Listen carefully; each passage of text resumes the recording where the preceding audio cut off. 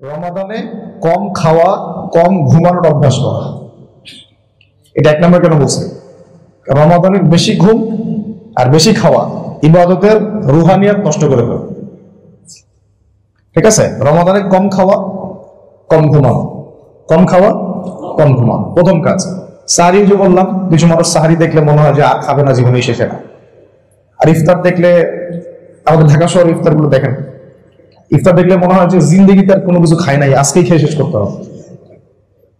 এইভাবে না, বরং অল্প খাওয়া, পুষ্টিকর খাবার খাওয়া, অল্প খাওয়া, পুষ্টিকর খাবার খাওয়া। যে খাবারগুলো আমাদের বাইরে দেখছি বেশিরভাগই কিন্তু করাপ্টেড খাবার, এই ফুড করাপ্টেড, এই ফাস্টফুড গুলো করাপ্টেড, এখানকার তেলগুলা পোড়া মোবিল, যে আইটেম গুলো দেওয়া হচ্ছে সব গ্যাস্ট্রিক হবে, মাসবে ফ্যাটি লিভার হবে, আরো অনেক বড় বড় রোগ হতে পারে।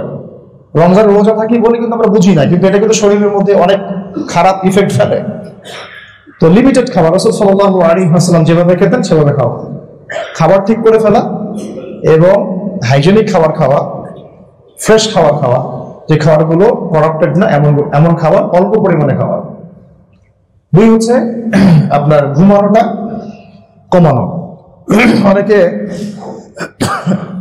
অনেকে দেখা যায় যে রমজান মাসে ঘুমিয়েই সারাদিন কাটাই দিলাম, সাহারি সারা রাত জেগেছি, তারাবি তাহাজ্জুদ সব করেছে, মাশাআল্লাহ ফজর বড় হয়েছে, এই ঘুম হইলো ইফতারের সময় উঠবে, রোজা শেষ। এইরকম লাইফ স্টাইলটা কোনোভাবেই কাম্য না। আল্লাহ আমাকে হেফাজত করেন, আপনাদের সবাইকে হেফাজত। তো অল্প ঘুমানোর অভ্যাস করা এবং বেশি থেকে বেশি সময়টা কোরআন তেলাওয়াতে কাটানোর চেষ্টা করা। সওম রেখেছি, এটা তো ইবাদতের মধ্যেই আমি আছি। সওম রেখেছি, তার মানে আমি তো ইবাদতের মধ্যেই আছি। এর পাশাপাশি আমার উচিত হবে বেশি থেকে বেশি কোরআন তেলাওয়াত করা। তার মানে পয়েন্টগুলো নোট আউট করেন যে আমরা প্রথমে কি গন্তব্যে আমরা রোজাগুলো রাখবো তাকে অবলম্বন করতে পারি। এই কারণ এটা কাকে বলে? আল্লাহ কনসিয়াসনেস। আমি প্রতিটা কাজ করার সময় এটার মনের মধ্যে থাকে যে আল্লাহ পাক আমাকে দেখছেন অথবা শুনছেন। এই চেতনাটাকে সারা বছর বদ্ধমূল রাখার জন্য রমাদান আমাদের সামনে আসে। আর এই রমাদানে আমরা কিছু কিছু কাজ করলে এই তাকওয়াগুলো অর্জন করতে পারবো ইনশাআল্লাহ।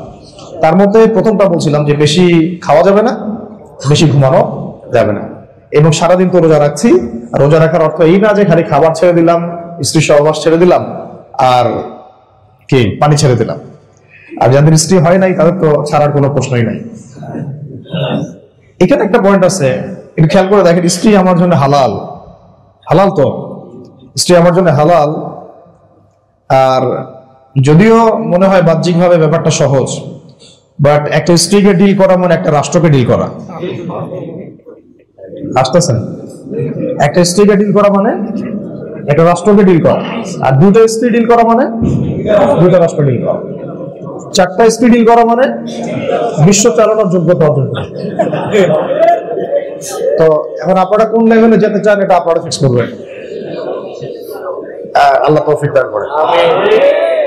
এখন কথা হচ্ছে যে দেখেন, স্ত্রী হালাল কিন্তু আমি তার সাথে সম্পর্ক করতে পারছি না, তাহলে হালাল জিনিস আমি রোজা রেখে আল্লাহর জন্য ছেড়ে দিলাম, হালাল খাবার আল্লাহর জন্য ছেড়ে দিলাম, হালাল পানি আল্লাহর জন্য। তাহলে কিভাবে রোজা রেখে আমরা হারাম সম্পর্ক করব? হারাম, হারামই পুরা। কিভাবে রোজা রেখে আমি হারাম সুদ খাবো, হারাম ঘুষ খাবো, বাপে কম দিব, মানুষকে ঠকাবো? রোজা রেখে আমি কিভাবে অন্যের সম্পদ আত্মসাৎ করতে পারি, অন্যের উপর জুলুম করতে পারি? বৈশ্বিক যত জুলুম হয় রমজান মাসেই হয়, বেশিরভাগ জুলুম রমজান মাসে হয়। দেখবেন বৈশ্বিক যত জুলুম হয়, এবং স্পেশালি মুসলিম সম্প্রদায়ের উপরে, ওরা রমজান মাসটাকে বেছে নেয়।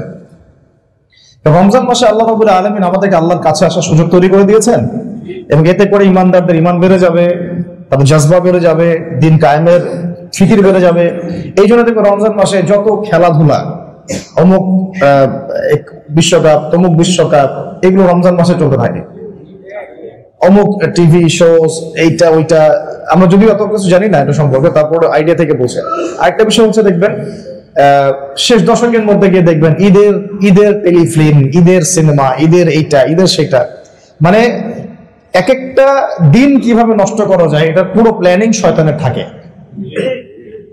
এমনকি শেষ দশক কিভাবে নষ্ট করতে হবে সেই প্ল্যানিংও শয়তানের থাকে। এই কারণে আমাদেরকে শয়তানের ফুটপ্রিন্ট গুলাকে, ফুটস্টেপ গুলাকে খুব ভালো করে ইন্টারনাল আই দিয়ে এটাকে দেখতে হবে। নট অনলি শুধু এক্সটার্নাল অবজারভেশন দিয়ে দেখলে হবে না, ইন্টারনাল আইস দিয়ে আমাদেরকে দেখতে হবে যে শয়তানের ফুটপ্রিন্টস গুলা কোথায় কোথায় আছে। দুটো বিষয় খুব জরুরি আমাদের ওস্তাদরা বলেন, যে একটা হচ্ছে আমাদের পজিটিভ বিষয়গুলোকে ফাইন্ড আউট করা, তার চেয়ে বেশি জরুরি হচ্ছে আমাদের নেগেটিভ বিষয়গুলোকে ফাইন্ড আউট করা।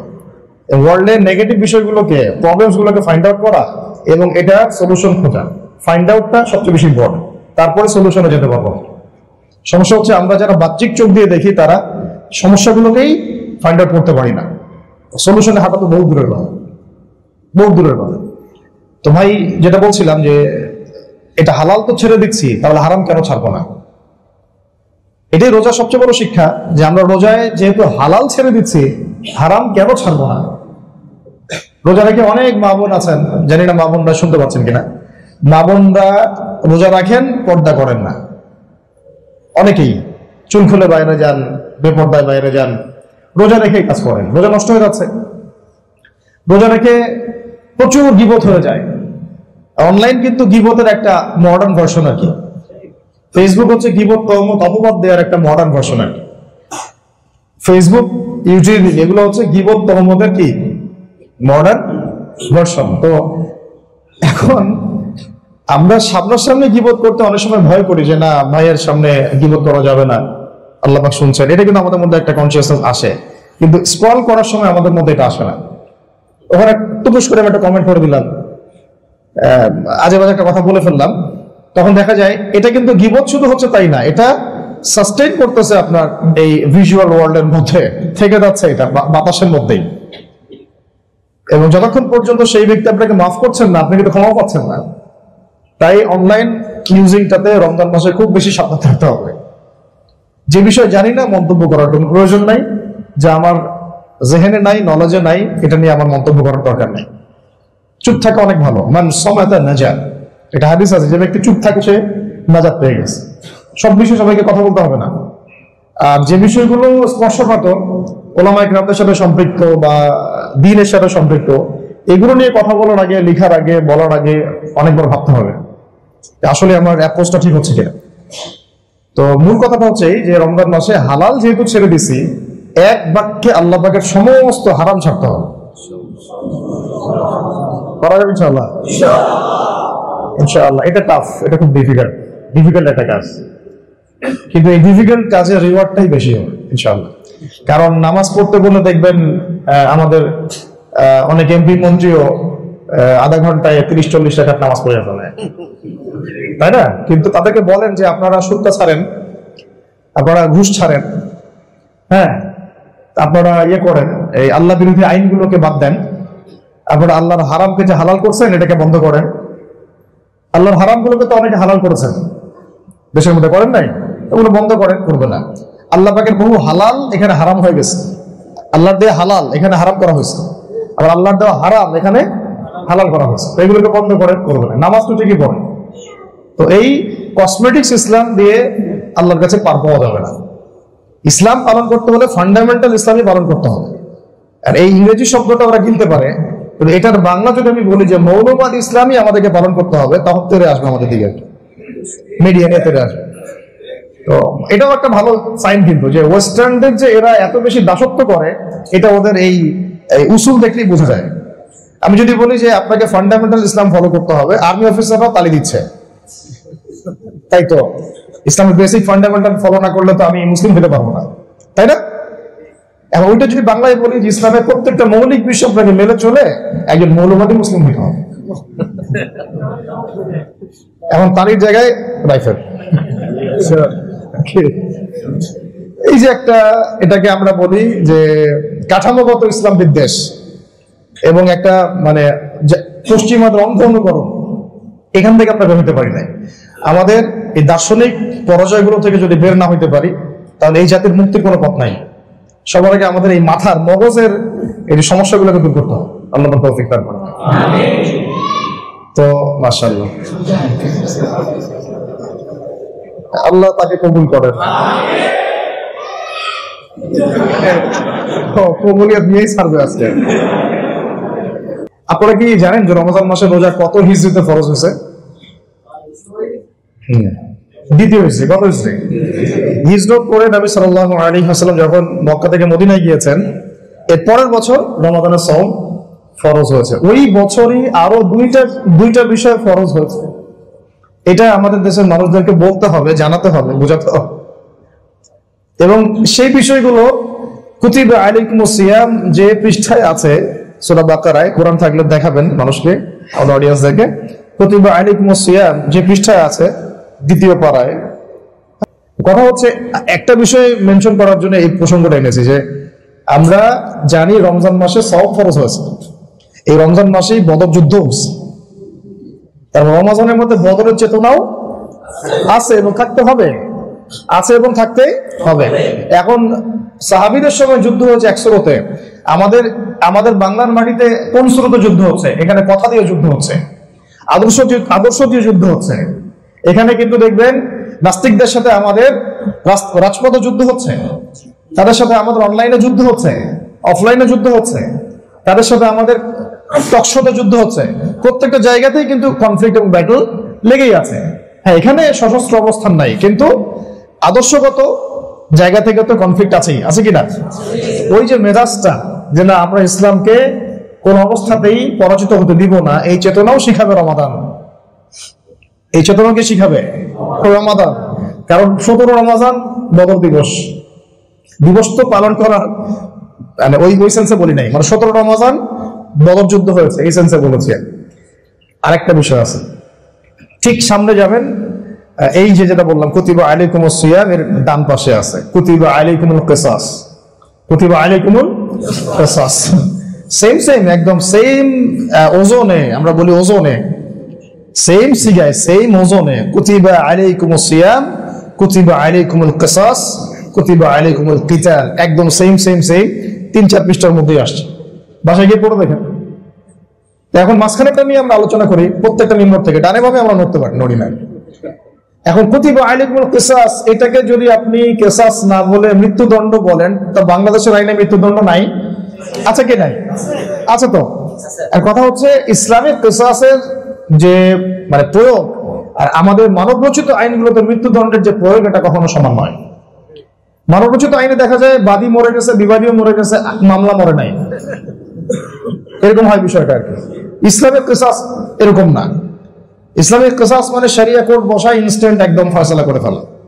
এখন বাংলাদেশে শুধু একটা এক্সাম্পল দিব, বাকি আমি 70 বছরের ইতিহাস টানবো না। আমি বিগত 6 মাসের খালি একটা উদাহরণ দিব, একটা সিম্পল একটা উদাহরণ। জুলাই অভ্যুত্থান। জুলাই অভ্যুত্থানে নিঃসন্দেহে হাজার মানুষ তো মারা গেছে, নিঃসন্দেহে। কেউ শহীদ হয়েছেন, কেউ মৃত্যুবরণ করেছেন। এখন এটা ডিপেন্ড করতেছে তার নিয়তের উপরে। এই জন্য আমি বললাম কেউ শহীদ হয়েছেন, কেউ মৃত্যুবরণ করেছেন। মানে এখানে জালেম একটা কিলিং মিশন চালিয়েছিল, এটা সাক্ষী সারা দুনিয়াবাসী। এই আকাশ বাতাস সাক্ষী আছে, এই মাটি সাক্ষী আছে। এরা তো সাক্ষী দিবে কি আমাদের মাঠে? মাটিও তো কথা বলবে, পাথর পর্যন্ত কথা বলতে পারে, সবাই সাক্ষী দিবে কি না? ইভেন আমাদের হাত পাও সাক্ষী দিবে। তাহলে সবাই সাক্ষী, এবং সবচেয়ে বড় সাক্ষী কে? আল্লাহ। এখানে হাজার মানুষকে কি করা হয়েছে? মারা হয়েছে, অন্যায়ভাবে জুলুম করে হত্যা করা হয়েছে। এখন ইসলামের একটা মৌলিক বিধান হচ্ছে কিসাস, অর্থাৎ হত্যার বদলে হত্যা। আমি শুধু একটা এক্সাম্পল দিলাম যে মানব রচিত বিধানগুলো, তন্ত্র মন্ত্রগুলো, সংবিধানগুলো এবং এই তাগুতি সিস্টেমগুলো কতটা ব্যর্থ ইনসাফ কায়েম করতে, এটা প্রমাণ হচ্ছে জুলাই অভ্যুত্থান। একটা কিসাসও কি বাস্তবায়ন হয়েছে? অথচ এই কচি কাঁচা আমাদের ছোট ভাই বোনদেরকে যেভাবে, ছোটই তো, আমাদের চেয়ে কত বয়সে ছোট, এই ছোট ভাই বোনদেরকে যেভাবে নির্মম ভাবে পাখির মতো গুলি করে হত্যা করা হয়েছে, একটা কিসাসও কি বাস্তবায়ন হয়েছে? আমাদের রমাদান কেন্দ্রিক এই মেসেজটাও জাতিকে দিতে হবে। শুধু কুতিবা আলাইকুমুস সিয়ামের দিকে চোখ দিলেই তো আপনার হচ্ছে না, ডানে কুতিবা আলাইকুমুল কিসাসও তো আছে। এইটা কবে বাস্তবায়ন করবেন? এটা বাস্তবায়ন কবে করবেন? যখন আমাদের ওই নিহত ভাইদের ছেলেরা বড় হয়ে 20 বছর বয়স হয়ে যাবে তখন। এমনও তো অবস্থা হয়েছে যে একজন আলেমকে গ্রেফতার করা হয়েছে, 19 বছর পর বেচারা বের হয়েছে জেল থেকে। বের হয়ে দেখে যে তার একটা 20 বছরের ছেলে আছে, গর্ভে ছিল 1 বছর। যখন তাকে অ্যারেস্ট করা হয়েছে, কয়েকদিন আগেই বের হয়েছেন তিনি, আপনারা একটু সার্চ করলে দেখতে পারবেন। কথা হচ্ছে এই হচ্ছে মানব রচিত তন্ত্র মন্ত্র বিধানগুলোর ব্যর্থতা। এটা আমি একদিক থেকে কিছুটা পজিটিভই মনে করছি, কারণ এই কারণে যে আস্তে আস্তে আমাদের জনগণের মাঝে এটা স্পষ্ট হবে যে শরীয়ত আইন কেন দরকার। এটা আমাদের বাংলার আপামর জনগোষ্ঠীর কাছে আস্তে আস্তে স্পষ্ট হবে যে শরীয়ত আইনটার দরকার কেন। এটা থাকলে আপনি ন্যায় বিচার পাইতেন, আমি ন্যায় বিচার পাইতাম, কোনো মাজলুমের হক নষ্ট হতো না, আর কোনো জালেম পার পেত না। আর আমরা ওই মানব রচিত তন্ত্র মন্ত্র পূজা করছি, তাই এই সব ক্ষেত্রে জালেম পার পেয়ে যাচ্ছে, মাজলুমের অধিকার রক্ষিত হচ্ছে না, আমি ইনসাফ পাচ্ছি না, আমি ন্যায় পাচ্ছি না। ইভেন মানব রচিত আইনগুলোর মধ্য দিয়ে রাসূলুল্লাহ সাল্লাল্লাহু আলাইহি ওয়াসাল্লামকে যারা গালি দিয়েছে তাদের পর্যন্ত বিচার করতে পারলাম না। তাদের মামলা এই থানাগুলোতে নেওয়া হচ্ছে না, বলছে ধারা নাকি নাই। ধারা তো নাই, না থাকারই কথা, কারণ আপনার কনস্টিটিউশন তার ধর্ম মেনে করা হয় নাই, তাই না? যদি এটা ইসলামিক কনস্টিটিউশন হতো তাহলে প্রথমেই থাকতো যে ব্যক্তি আল্লাহ এবং তার রাসূলের নামে কটূক্তি করবে তাকে সরাসরি মৃত্যুদণ্ড দেওয়া হবে। এটা তো এখানে থাকবে না, কারণ এটা মানব রচিত ল, যেটাকে আমরা তাগুত বলি। কি বলি? আর এই তাগুতকে আল্লাহ পাক অস্বীকার করতে বলেছেন, কুফরি করতে বলেছেন। ওয়া মা ইয়াকফুরু বিত-তাগুত ওয়া ইউমিন বিল্লাহ ফাকাদ ইসতামসাকা বিল উরওয়াতিল উথখা লা ইনফিসামা লাহা। সূরা বাকারা এর 256 নম্বর আয়াতটা পড়ে দেখেন যে আল্লাহ পাক বলেছেন তোমরা, এবং যে ব্যক্তি তাগুতের সাথে কুফরি করে এবং আল্লাহর প্রতি ঈমান আনে সে যেন একটা শক্ত হাতল ধরল যেটা কখনো ছিন্ন হওয়ার নয়। তো এখানে আমরা দেখছি এর ব্যর্থতাগুলোকে। আমি একদিক থেকে আমি একটু খুশি, মানুষ দেখুক যে মানব রচিত আইন এবং এই বিচার ব্যবস্থা দিয়ে, এই তন্ত্র মন্ত্রগুলো দিয়ে আল্লাহকে গালি দেওয়ার বিচার পর্যন্ত করা সম্ভব না, ইনসাফ করা সম্ভব হচ্ছে না। এই তন্ত্র মন্ত্রগুলো দিয়ে রাসূল সাল্লাল্লাহু আলাইহি ওয়াসাল্লামকে যারা গালি দিয়েছে ওদেরও রাষ্ট্রীয় বিচার সম্ভব হচ্ছে না। তাহলে এই বিধানগুলো, এই লস গুলো, এই কনস্টিটিউশন গুলো কিভাবে আমাকে অন্যান্য বৈষয়িক বিষয়ের ন্যায় অন্যায়ের ফয়সালা করতে পারে, ইনসাফ কায়েম করতে পারে, আদালত প্রতিষ্ঠা করতে পারে? কখনো সম্ভব? যেখানে যাদের কাছে রাসূলের ইজ্জতেরই কোনো দাম নাই, তার কাছে আমার ইজ্জতের কি দাম থাকবে? সেক্ষেত্রে ধর্ষক তো পার পেয়ে যাবেই, খুনি তো পার পেয়ে যাবেই, চোর ডাকাত পার পেয়ে যাবেই। এবং সেটা হয়েছে বিগত প্রায় 70 বছরের সাক্ষী, 100 বছরের সাক্ষী। আর সবচেয়ে লেটেস্ট সাক্ষী এটা হচ্ছে জুলাই। লেটেস্ট সাক্ষী কোনটা? জুলাই। এটা আমার হচ্ছে আপনারা আরো ভালো জানেন যে কি হয়েছে, কি হচ্ছে আর কি হবে। যাই হোক, আস্তে আস্তে আমাদের দেশের মানুষের কাছে এটা স্পষ্ট হোক যে আলহামদুলিল্লাহ একটা প্রজন্ম গড়ে উঠুক যারা বুঝতে শিখবে, চিনতে শিখবে যে দেখো আল্লাহর জমিনে আল্লাহর আইন যারা বাস্তবায়ন করে নাই, এটা না করার মধ্য দিয়ে এই জাতির সাথেই বেইনসাফি করা হয়েছে, জুলুম করা হয়েছে। যদি এটা আল্লাহর জমিনে বাস্তবায়িত হতো তাহলে আমাদের জমিনের মধ্যে এই জনপদে অধিবাসীদের উপরে একটা ন্যায়, ইনসাফ, সাম্য প্রতিষ্ঠা করা সম্ভব হতো। এটা এখন আর হচ্ছে না। তো এই জন্য রমাজান কিন্তু আমাদেরকে এই শিক্ষাটাও যারা দেয়, কুতিবা আলাইকুমুল কিসাস, কুতিবা আলাইকুমুস সিয়াম এবং কুতিবা আলাইকুমুল কিতাল, এই তিনটাকেই পড়াশোনার মধ্যে রাখতে হবে। আল্লাহ পাক তৌফিক দান করুন। আর একটা কথা বলতে চাচ্ছিলাম, সেটা হলো রমাদান মাসে আল কোরআন নাজিল হয়েছে। আপনারা একটা সমাজ চিন্তা করেন, একটু হয়তো সময় বেশি নিয়ে ফেলছে কিনা, একটা সময় চিন্তা করেন, ধরেন যে ঢাকার মতো একটা শহর, এই শহরে একটা মেয়ে জন্ম নিলে তাকে জীবন্ত দাফন করা হয়। ধরেন একটা আপনি ইমেজিন করেন চোখ বন্ধ করে যে আমাদের একটা শহর, এই শহরে একটা মেয়ে সন্তান হলে তাকে জীবন্ত দাফন করা হয়। এই শহরের মানুষ সবাই মূর্তি পূজা করে, ঘরে ঘরে মূর্তি পূজা, ঠিক আছে? এই শহরে ধরেন যে সবাই সুদ খায়, সবাই জেনা করে, ম্যাক্সিমামই আর কি, জুয়া খেলে, তারপরে ছিনতাই করে, ডাকাতি করে, গোত্রে গোত্রে মারামারি, হানাহানি করে। এমন একটা সোসাইটি আপনি মনে মনে চিন্তা করেন, কল্পনা করেন। ওই সোসাইটির মধ্যে আল্লাহ রাব্বুল আলামিন তার পক্ষ থেকে মনোনীত একজন মানুষকে পাঠালেন, তার বান্দাকে পাঠালেন, মুহাম্মদুর রাসূলুল্লাহ সাল্লাল্লাহু আলাইহি ওয়াসাল্লাম। তিনি ওই সোসাইটির মধ্যে মানে ইসলাহ বা সংশোধন আনার জন্য অনেক চেষ্টা করতে লাগলেন, কিন্তু যতক্ষণ পর্যন্ত তার কাছে ওহী আসে নাই, কোরআন এবং সুন্নাহ যে ওহীটা আসে নাই, ততদিন পর্যন্ত সমাজের মানুষ তাকে খুব একটা মূল্যায়ন করছে না, তার পরামর্শ মানুষ শুনছে না। তিনি হিলফুল ফুজল তৈরি করছেন, মানুষ গায়ে লাগাচ্ছে না।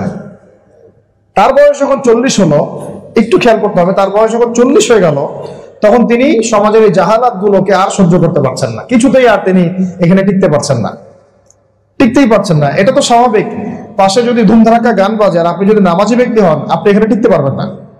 আর তিনি তো একজন নবী, যার আগেও কোনো গুনাহ নাই, পরেও কোনো গুনাহ নাই, তিনি তো আগে থেকেই নবী সাল্লাল্লাহু আলাইহি ওয়াসাল্লাম। তো তিনি নির্জনতা অবলম্বন করা শুরু করলেন, একাকিত্ব অবলম্বন করা শুরু করলেন, ওই গাড়ে হেরায় গিয়ে বসে থাকতেন, আল্লাহর কাছে ডাকছেন, আল্লাহকে দোয়া করেন, আল্লাহ আমি কিভাবে জাতিকে পথ দেখাবো, আমাকে রাস্তা দেখাও। তিনি যেভাবে পারতেন সেভাবে ইবাদত করতেন। ওই সময় তো এই বিধানগুলো একটা একটা করে আসে নাই আর। তো তখন আল্লাহ রাব্বুল আলামিন এই রমাদান মাসেই শেষ দশকের কোন এক বেজর রাতে লাইলাতুল কদরে আল্লাহ রাব্বুল আলামিন জিবরাইল আলাইহিস সালামকে পাঠালেন একটা কিতাব দিয়ে, সুবহানাল্লাহ, যে হে মুহাম্মদ, আপনি তো সমাজ, মানে বিষয়টা হচ্ছে এরকম যে আপনি সমাজ সংস্কারের কথা চিন্তা করছেন, আপনি জাতিকে অন্ধকার থেকে আলোর পথে আনার ফিকির করছেন, কিন্তু এটা তো আমার ওহী ছাড়া হবে না। এই জন্য ইকরা বিসমি রাব্বিকাল্লাযী খালাক, পড়ুন আপনার রবের নামে যিনি আপনাকে সৃষ্টি করেছেন। আসলে মূল মোটিভ কিন্তু এইটা, খালাকাল ইনসানা মিন আলাক, যিনি মানুষকে আলাক থেকে সৃষ্টি করেছেন, জমাট বাঁধা রক্তপিণ্ড থেকে। ইকরা ওয়া রাব্বুকাল আকরাম, আপনি পড়েন, আপনার রব মহিমান্বিত। আল্লাযী আল্লামা বিল কলম, যিনি মানুষকে কলম দ্বারা জ্ঞান শিক্ষা দিয়েছেন। আল্লামাল ইনসানা মা লাম ইয়ালাম, তিনি মানুষকে এমন জ্ঞান শিক্ষা দিয়েছেন যা মানুষ কখনো জানতই না। এই শুরু হলো ওহী আসা। এখন নবী সাল্লাল্লাহু আলাইহি ওয়াসাল্লাম এই ওহীটাকে নিয়ে তিনি সমাজে দাওয়াতের কাজ শুরু করলেন। চিন্তা করেন যে ওইরকম একটা সমাজ যেখানে কন্যা সন্তানকে জীবন্ত দাফন করা হয়, শিরকের ছড়াছড়ি, লাত ও জাহবল মানাতের পূজা হচ্ছে, সুদের ছড়াছড়ি, জিনার ছড়াছড়ি, ব্যভিচারের ছড়াছড়ি, হ্যাঁ মদের ছড়াছড়ি, গোত্রীয় হানাহানি দিয়ে ভর্তি। এখন তিনি দাওয়াতের কাজ শুরু করলেন। এবার তার দাওয়াতের মিশন শুরু। আপনারা চিন্তা করেন একটা রমাদান মাসের কথা, যে রমাদান মাসে এইরকম একটা সমাজ ব্যবস্থায় কোরআন নাজিল হলো, নবী সাল্লাল্লাহু আলাইহি ওয়াসাল্লাম দাওয়াতের কাজ শুরু করলেন। আমি এদিকে লম্বা করছি না, মাত্র 23 বছর। কত বছর?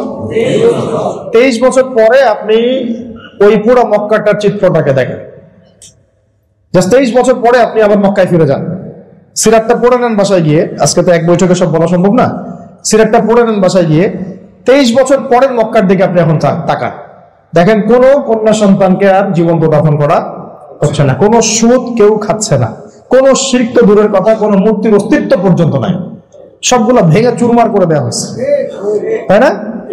কোন আবু জাহেলদের ওই দারুন নাদওয়ার শাসন ব্যবস্থাও নাই, আবু জাহেলরা আগে মাটির তলে চলে গেছে, জাহান্নামে চলে গেছে, তাই না?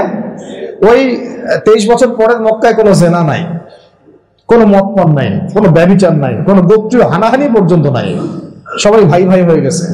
কুল্লুকুম মিন আদম ওয়া আদমু মিন তুরাব, তোমরা সবাই আদম সন্তান, আদম মাটির সন্তান। এখন 23 বছর পরের মক্কাটাকে আপনি দেখেন, ওই রকম ইউনিক এবং পবিত্র কোন সমাজ ব্যবস্থা এই বিশ্ববাসী কখনো দেখে নেই। তাহলে একটা পয়েন্টকে বুঝতে পারছেন যে রমাদান মাসে কোরআন নাজিলের মূল উদ্দেশ্য কি? তাহলে ওই রকম জাহালাত পূর্ণ সমাজ ব্যবস্থাকে এইভাবে পরিবর্তন করে আলোকিত করতে হবে, এইটা হচ্ছে উদ্দেশ্য। আমি বুঝতে পারছি কথা?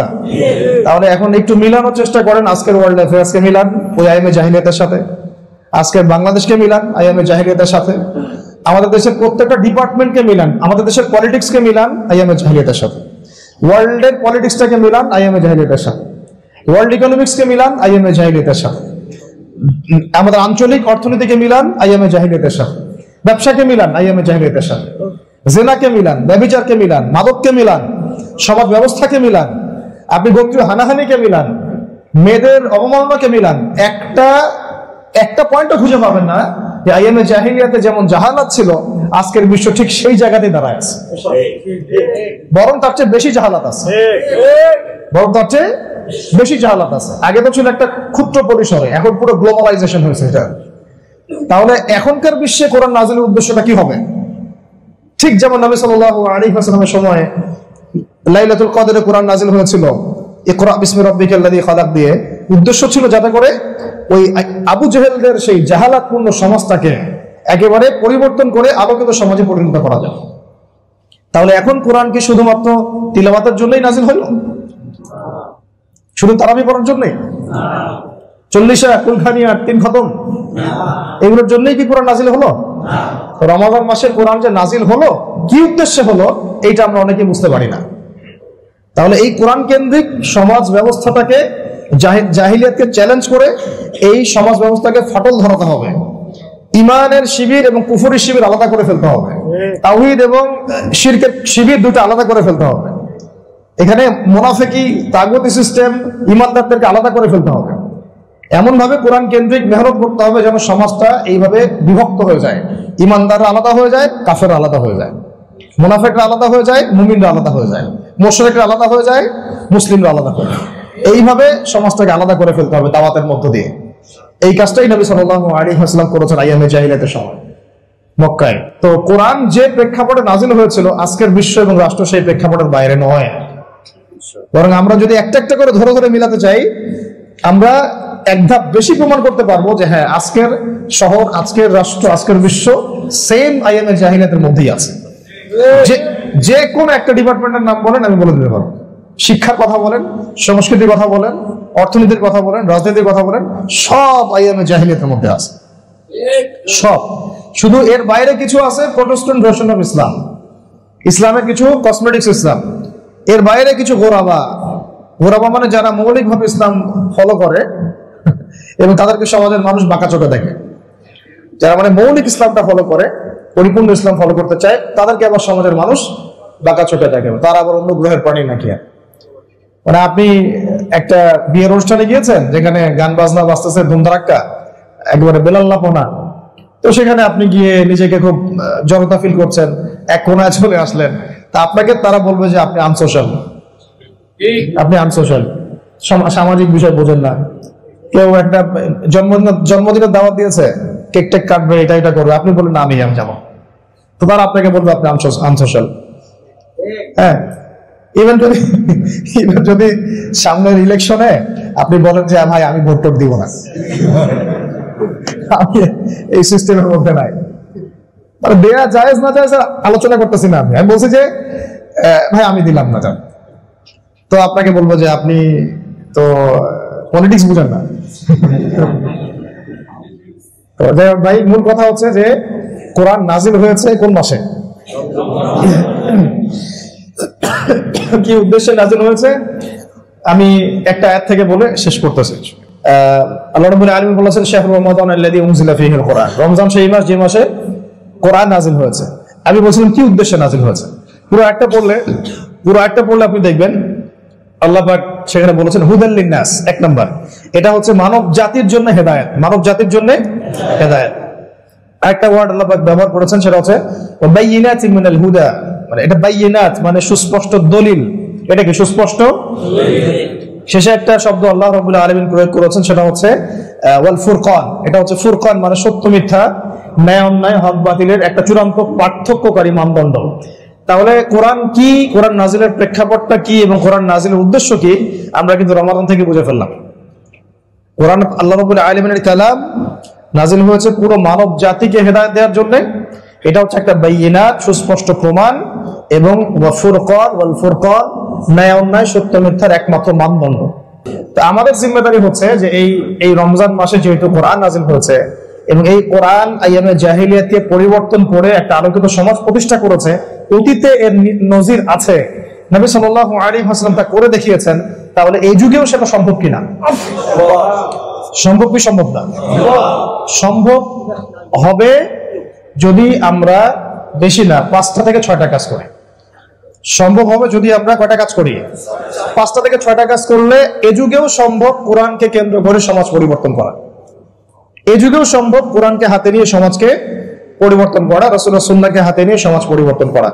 এক নাম্বার হচ্ছে ভাই, সবাই পাক্কা নিয়াত করব যে প্রত্যেক মুসলিম নরনারীকে, প্রত্যেক বালেগা মুসলিম নরনারীকে অবশ্যই কোরআন তেলাওয়াত করা শিখতে হবে।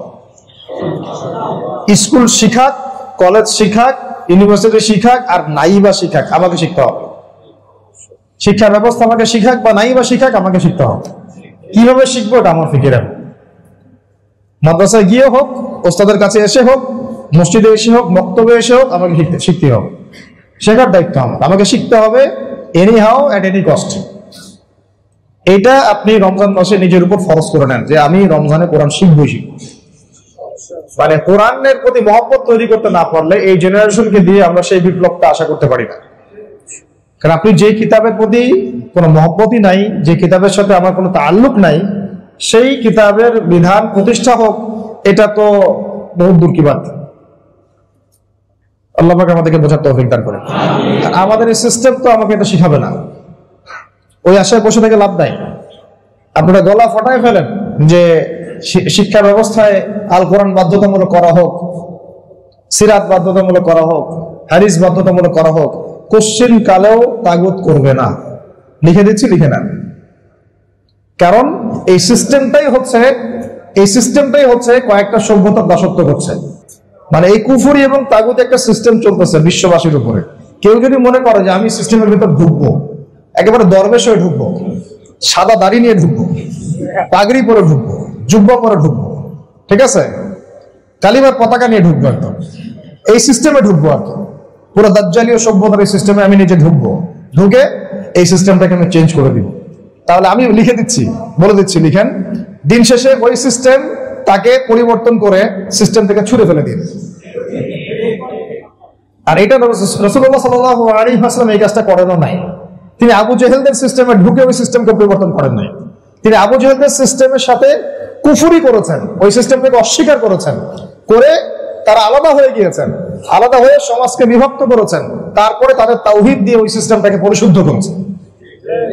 মানে এই সিস্টেমটাকে সরাই ফেলতে হবে, সরাতে হবে ইসলাম দিয়ে, তাওহীদ দিয়ে, রিসালাত দিয়ে, সিরাত দিয়ে, সুন্নাহ দিয়ে, দাওয়াতের মধ্য দিয়ে এবং প্রয়োজনীয় জিহাদের মধ্য দিয়ে। এইটা হলো এই সিস্টেমটাকে সরানোর মাধ্যম। আর সারা ওয়ার্ল্ডে বহু নজির আছে যে সিস্টেমের দাসত্ব করে কতটুকু সিস্টেমকে পরিবর্তন করা গেছে। এর নজিরও বহুত আছে, আর এর নজিরও আছে সিস্টেমে না ঢুকে যে সিস্টেমকে পরিবর্তন করা যায়, এরও নজির আমাদের সামনে আছে। কিন্তু এটা তো ওই যে বললাম, বাহ্যিক চোখ দিয়ে যারা দেখে তারা তো সবকিছু বুঝতে পারবে না। আল্লাহ পাক ভিতরে চোখ দিয়ে দেখার তৌফিক দান করেন। তো 6টা কাজ আমরা করবো ইনশাআল্লাহ। এক হচ্ছে কোরআন তেলাওয়াত করা শিখতে হবে। 2 হচ্ছে কোরআনের অর্থ বুঝতে হবে, কোরআনের অর্থ বোঝার চেষ্টা করতে হবে। কিভাবে শিখবেন এটা আপনার ফিকিরে। এখন অর্থ কিভাবে বুঝবেন এটা আপনার ফিকির। অর্থ বুঝতে হলে ভাষা শিখতে হবে। এখানে অনেক ভাই আছেন যারা আমার চেয়ে অনেক ভালো ইংরেজি বলতে পারেন, আমি জানি, অনেক ফ্লুয়েন্সি আপনাদের। একটা কম্প্রিহেনশন আপনার সামনে দিলাম, দিয়ে কয়েকটা কোশ্চেন আনসার দিলাম, আপনি এটা থেকে কি উত্তরগুলো বের করতে খুব কষ্ট হবে? মোটেই হবে না। কারণ আপনি ভাষাটা জানেন, এর গ্রামার জানেন, এর অর্থ করতে পারেন, আপনি ওখান থেকে সামারি করতে পারছেন, ফিল ইন দ্য ব্ল্যাঙ্কস করতে পারছেন, রিঅ্যারেঞ্জ করতে পারছেন, কত কি করতে পারছেন। এর কথা হচ্ছে আপনি যদি ওই ভাষাটা না জানতেন তাহলে কি আপনি এটা পারতেন? As simple as that. আপনি কোরআনের অনুবাদ করতে পারবেন না যতক্ষণ পর্যন্ত না আরবি ভাষায় দক্ষতা অর্জন করছেন এবং আরবি ব্যাকরণ শিখছেন এবং তর্জমাগুলো শিখছেন। তারপরে তাফসীরের প্রশ্ন আসবে। তাফসীর অনেক বড় বিষয়। আমাদের পুরো শিক্ষা সিস্টেমের মধ্যে আরবি ভাষা বাধ্যতামূলক নয়, ইংরেজি বাধ্যতামূলক। ভাবা যায়? এই যে ব্রিটিশরা চলে গেছে, আমরা ওদের দাসত্ব ছাড়তে পারি নাই। জাতিসংঘে যখন এখনো বক্তব্যের বিষয় আসে, আপনি দেখবেন উত্তর কোরিয়া, দক্ষিণ কোরিয়া, চায়না, তারা ইংরেজিতে বক্তব্য দেয় না। তারা ইংরেজিতে বক্তব্য দেয় না, তারা তাদের ভাষায় বক্তব্য দেয়। অনেক রাষ্ট্র আছে এমন যারা ইংরেজিতে বক্তব্য দেয় না। আর আমরা হচ্ছে একটু বেশি স্মার্ট, ইংরেজি ছাড়া আমরা স্মার্ট হতে পারবো না। এদিকে মাতৃভাষার ধোয়া তুলি আমরা, একুশ বলে ফাটায় ফেলি, ফুল টুল দেওয়া নিয়ে মারামারি করি। আর ফুল দিতে গেলে তো এখন মারামারি চোটে পুরো তোরাই ছিঁড়ে যায়, তাই না? বিষয়টা এরকম হয়েছে আর কি। তো আবার দেখা যায় অনেক ইসলামপন্থীকে দেখলাম সাতেমে রসুল ইস্যু নিয়ে কোনো কথা বের হয় না মুখ দিয়ে, কিন্তু 21শে ফেব্রুয়ারিতে ফুল দেওয়ার সময় আগে। এই হলো অবস্থা। আল্লাহ হেদায়েত নসিব করেন না। কথা হচ্ছে ভাই, দেখেন আমরা ভাষাটা শিখতে পারলে কিন্তু কোরআন মোটামুটি শিখতে পারতাম। এটা চিন্তা করে দেখেন যে আমাদের একটা এক্সাম্পল দিচ্ছি। আমাদের এখানে এক ভাই তারাবি পড়াচ্ছেন, আমরা সবাই মুসল্লি, ঠিক আছে। 30 দিন তারাবি পড়লাম, 27 দিনে তো শেষ হয়, তাই না? 27 দিন খতম হয়ে গেছে। 27 দিনের দিন আপনি যে কোনো 10 জন ভাইকে বসান, বসায় বলেন যে আচ্ছা আজকে তো কোরআন খতম হইলো, তো পুরা কোরআন তো আমরা শুনলাম, 30 দিন শুনলাম, 27 দিন শুনলাম। আচ্ছা তুমি আমাকে 27টা আয়াতের অর্থ বলো তো দেখি, কি শিখলা?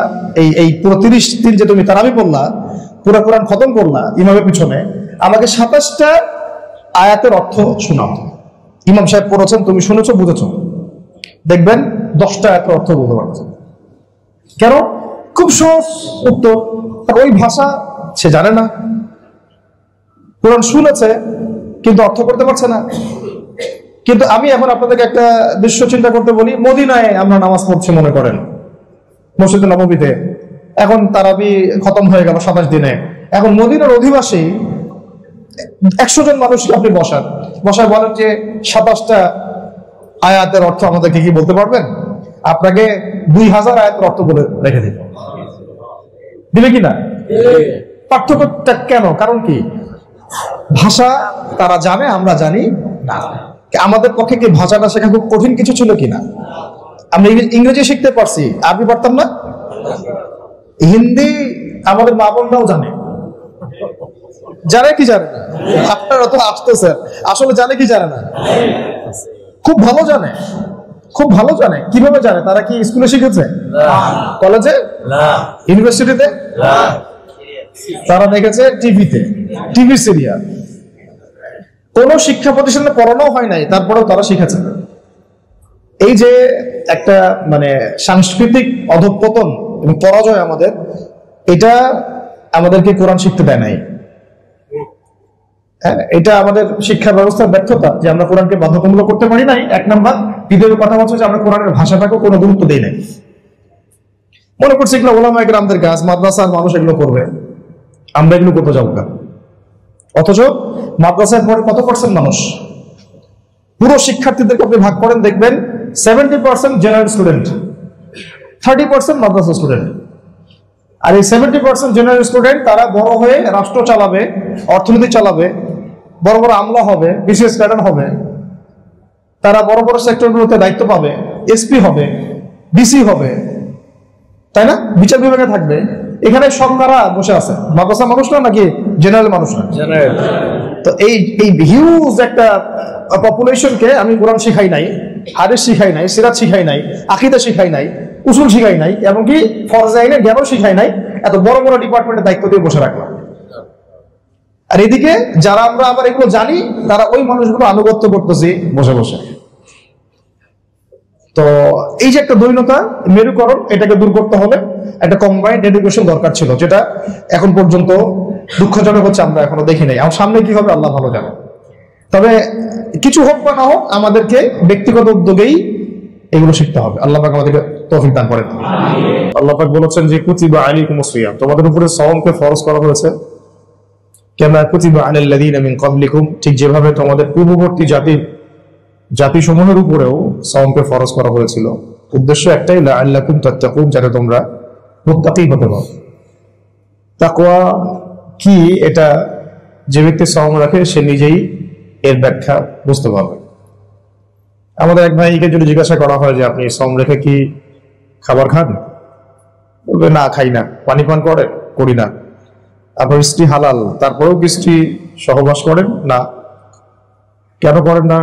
তখন তো কেউ আপনাকে দেখছে না। আপনি বাথরুমে পানি খেতে পারেন, চুপ করে ফ্রিজ থেকে খাবার খেতে পারেন। আমার স্ত্রী হালাল স্ত্রীর সাথে আপনি চাইলেই সম্পর্ক করতে পারেন। কেন করি না? যে কারণে করি না সে কারণটার নামই তাকওয়া। যে কারণে আমি করি না সে কারণটার নামই হচ্ছে তাকওয়া। কেন করি না? আল্লাহ আমাকে দেখছেন, আল্লাহ আমাকে শুনছেন। চুপ করে পানি খেতে পারবো না, আল্লাহ আমাকে দেখছেন। চুপ করে আমি স্ত্রীর সাথে সম্পর্ক করতে পারবো না, আল্লাহ আমাকে দেখছেন। চুপ করে ফ্রিজ থেকে খুলে খাবার খেতে পারবো না, আল্লাহ আমাকে দেখছেন। এই আল্লাহ কনসিয়াসনেস, এটার নামই তাকওয়া। এই শিক্ষাটা দেওয়ার জন্য রমাদান প্রতি বছর আমাদের মাঝখানে আসে, যাতে আমরা আল্লাহ কনসিয়াসনেস, এই শিক্ষাটা অর্জন করতে পারি। আর এটাই হচ্ছে আল্লাহ পাকের কাছে শ্রেষ্ঠত্বের একমাত্র মানদণ্ড। জাতি, ধর্ম, বর্ণ, ধর্ম তো অবশ্যই, ধর্মের কথা বাদ দিলাম, জাতি, বর্ণ, ভাষা, সংস্কৃতি, এগুলো আল্লাহ পাকের কাছে মর্যাদার মানদণ্ড নয়। আপনারা যদি সূরা হুজুরাত পড়েন, সেখানে দেখবেন আল্লাহ রাব্বুল আলামিন বলেছেন যে এই পুরো বনু আদমকে আল্লাহ রাব্বুল আলামিন সৃষ্টি করেছেন, কবিলায় ভাগ করেছেন, বিভিন্ন জাতি এবং গোত্রতে ভাগ করেছেন। এবং শেষে আল্লাহ পাক বলেছেন, আমি বিস্তারিত বলছি না সময় কম হাতে, ইন্না আকরামাকুম ইনদাল্লাহি আতকাকুম, তোমাদের মাঝে সবচেয়ে আকরাম ব্যক্তি, মর্যাদা সম্পন্ন ব্যক্তি সে যে আল্লাহর কাছে মুত্তাকি, যে তাকওয়াবান। এই তাকওয়ার প্র্যাকটিসটা করার জন্যই রমাদান প্রতি বছর ঘুরে ঘুরে আমাদের মাঝে আসে। আফসোস হচ্ছে আমরা এতটাই প্রটেস্ট্যান্ট ভার্সন অফ ইসলামে অভ্যস্ত হয়ে গেছি যে আমরা ইবাদত গুলো করি ঠিকই, কিন্তু সেগুলোকে আমরা উপলব্ধি করি না, ফিল করতে পারি না, বা তার ভিতরে ডুব দিতে পারি না। যদি তাই হতো তাহলে তো একজন মানুষ রমাদানের সওম রেখে গীবত করতে পারতো না। আল্লাহ পাক তো শুনছেন। রমাদানের সওম রেখে খারাপ কিছু দেখতে পারতো না, আল্লাহ তো দেখছেন। রমাদানের সওম রেখে ঘুষ খেতে পারতো না, আল্লাহ তো দেখছেন। রমাদানের সওম রেখে সুদ খাইতে পারতো না, আল্লাহ তো দেখছেন। রমাদানের সওম রেখে মানুষ প্রেমও করে, মোবাইলে কথাও বলে, সওম রেখে গার্লফ্রেন্ডকে বলে উঠছো, শাড়ি করছো। হ্যাঁ, এইরকম একটা কালচার চলতেছে আমাদের মধ্যে। ইউনিভার্সিটির বাইরে আপনারা সব তো জানেন, কি আমার তো বলার দরকার নেই এগুলো। তো সওম রেখে যদি এগুলোই হয় তাহলে তো লাআল্লাকুম তাত্তাকুনের শিক্ষাটা অর্জন করা হলো। সওম রেখে মানুষ মাপে কম দিচ্ছে।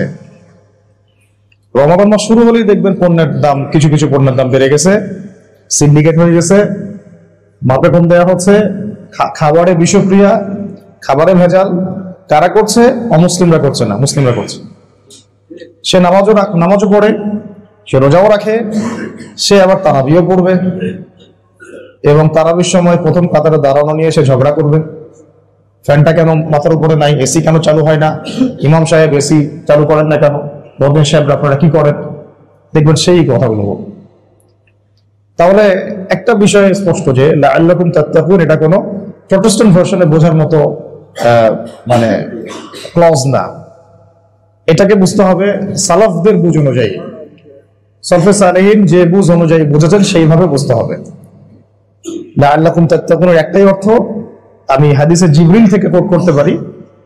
সেটা হলো, আপনারা জানেন যে নবী সাল্লাল্লাহু আলাইহি ওয়াসাল্লাম একদিন মসজিদে বসেছিলেন, জিবরাইল আলাইহিস সালাম মানুষের রূপ ধরে এসেছেন। এই হাদিসটা তো আপনারা জানেন। একদম হাঁটুর সাথে হাঁটু লাগিয়ে দিয়ে বসেছিলেন, 4টা প্রশ্ন করেছেন। চতুর্থ প্রশ্নের অ্যান্সারে নবীজি যখন বলেছেন যে আমি মান মাসউলু আনহা বিআ'লামু মিনাস সাইল, তখন তিনি পঞ্চম প্রশ্ন করেছেন যে কিয়ামতের আলামত বলে দেন। ওই যে হাদিসটা, ওটাকে বলা হয় হাদিসে জিবরিল। কি বলা হয়? হাদিসে জিবরিল। ওইখানে একটা প্রশ্ন আছে, 4টা প্রশ্নের একটা প্রশ্ন হচ্ছে যে আখবিরনি আনিল ইহসান, আখবিরনি আনিল ইহসান, আমাকে ইহসান সম্পর্কে বলো। ইহসানটা তাকওয়ার অনেক বেশি কাছাকাছি। ইহসানের ব্যাখ্যায় নবী সাল্লাল্লাহু আলাইহি ওয়াসাল্লাম বলেছেন যে আল ইহসান, ইহসান হচ্ছে আন তা'বুদাল্লাহা কাআন্নাকা তারাহু ফাইন লাম তাকুন তারাহু ফাইন্নাহু ইয়ারাক। ইহসান হচ্ছে এমন একটা আল্লাহ কনসিয়াসনেস যে তুমি এমন ভাবে আল্লাহর ইবাদত করো যেন তুমি আল্লাহকে দেখতে পাচ্ছ, এক নাম্বার। আর যদি তুমি আল্লাহকে দেখতে না পারো তাহলে জেনে রাখবা আল্লাহ পাক তোমাকে দেখছেন। তার মানে প্রতিটা কাজে এই কনসিয়াসনেস থাকা, আমার নামাজে, আমার রোজায়, আমার হজে, আমার যাকাতে, আমার সাদাকায়, তাসবিহ তাহলিলে, জিকির আজগারে, মুআমালাতে, মুআশারাতে, পরিবারে, শিক্ষায়, সংস্কৃতিতে, ব্যবসায়, অর্থনীতিতে, রাজনীতিতে, এবং আল্লাহ যদি আমাকে আরো বড় ক্ষমতা দেন, প্রত্যেকটা জায়গায় এই কনসিয়াসনেসটাকে সবসময় হৃদয়ের মধ্যে বদ্ধমূল রাখা, আল্লাহ আমাকে দেখছেন, এর নামে তাকওয়া। এইটা শেখানোর জন্য রমাদান মাস প্রতি বছর ঘুরে ঘুরে আমাদের মধ্যে আসছে। এই হলো রমাদানের মূল কথা। মূল কথা হচ্ছে আমরা এটাকে বাহ্যিক অর্থে নিচ্ছি। রমাদান মানে চাঁদ উঠছে, এখন একটা বাজেট করতে হবে, ঈদে কি নিমো, আর প্রতিদিন সাহরিতে কি খামো, আর ইফতারে কি খামো, ঠিক আছে। আর বাড়ির তো আমরা তো হচ্ছে মানি মেকিং মেশিন। টাকা পয়সা মেক করবেন, আপনি বাসায় খরচ করবেন, তারা প্ল্যান করবে যে সবে কদরের যে শেষের দশক আছে, ওই শেষের দশকের মার্কেটে গিয়ে আমরা কি কি কিনবো। আমাদের রমাদান গুলো কেমন? খাওয়া, পান করা, সাহারি দেখলে মনে হয় এটাই জীবনের শেষ সাহারি, ইফতার দেখলে মনে হয় জীবনে আর কোনোদিন খাওয়া সে চোখে দেখে নাই, ঠিক আছে। তারপরে তারাবি যেভাবে পড়া উচিত, আমরা তো মাশাআল্লাহ 20 টাকার তারাবি অনেক আধা ঘন্টা শেষ করে ফেলি, হাফ অ্যান আওয়ারে তারাবি শেষ, ঠিক আছে। তারপরে বাকি রাত মার্কেটে, রোজা দেখে গীবত চলতেছে, ধুমধার একটা গীবত চলতেছে, গান বাজতেছে, হ্যাঁ, সবাই অনলাইনে পড়ে আছি, সোশ্যাল মিডিয়াতে বেশি ব্যস্ত। তারপরে সাদাকার তো নামই নাই, ইভেন নিসওয়াক্ত পর্যন্ত অনেকে করছি না। রমাদান মাসে কোরআন নাজিল হয়েছে, রমাদান মাসে কেউ একবার, অনেকে আছে একবারও কোরআন তেলাওয়াত করে নাই। রমাদান মাসে অনেকেই জামাতে নামাজও পড়ে না, কিন্তু খেয়াল করে দেখবেন যে তাদের শেষের দশকে তোড়জোড় দেখলে মনে হচ্ছে যে যত বেশি শপিং করতে পারবে তার রমজান তত সার্থক। নাউজুবিল্লাহ। এই যে একটা বস্তুবাদী কনসেপ্ট আমাদের মধ্যে চলে আসছে, এখান থেকে আগে বের হতে হবে। এই বস্তুবাদী কনসেপ্ট থেকে আগে বের হতে হবে। রমাদানের মূল শিক্ষাই তাকওয়া অর্জন, আর তাকওয়া অর্জন করতে হলে দুনিয়াকে ত্যাগ করতে হবে, দুনিয়াবি ভোগ বিলাস জৌলসটা ত্যাগ করতে হবে।